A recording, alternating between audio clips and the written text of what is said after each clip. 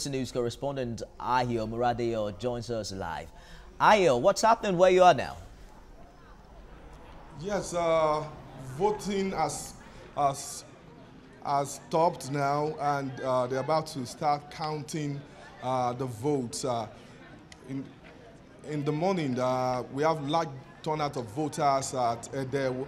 I visited two local councils, Ede South and North, and now most of the polling units voting have stopped, and they are about to be counting the votes the people have cast. So for now, people are waiting for the votes to be counted and sorted by INEC ad hoc staff.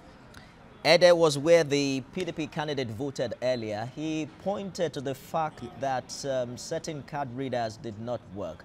How did it play out eventually? No, the card readers in most of the places visited in Ede worked perfectly. In his own polling unit, there was a little bit delay before he was able to cast his vote, but the card readers in his polling unit worked very well. And in other places visited, the card readers are functioning perfectly.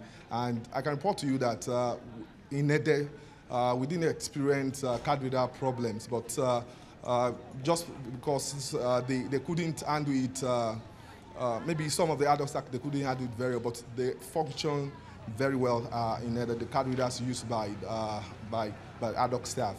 It's the same. In Ede, the card readers used by ad hoc staff. It's the same filler from almost everywhere we have gotten reports from in Osun. But let me just run you through some of my checklist. What is your experience with the vote buying in Ede? Well, I think INEC should be commended this time around because they made sure that there's no inducement. We have security men around the place, and I couldn't see anybody with money trying to bribe the electorate. The electorate just came out to cast their ballot for the candidate of their choice. Vote buying and inducement did not work this time around with what I observed in most of the places visited for the election. Apparently, vote buying did not take place at the polling units. That we know for sure now. But let's talk about security in Ede. Was there any case of arrest? No, nobody was arrested. We have every presence of security personnel. We have policemen, civil defense officials, Federal Road Safety Corps members. They were all in the different polling units to ensure that there's no breakdown of law and all that. So it was the election was conducted peacefully in most of the areas visited. There was no violence in any of the polling units.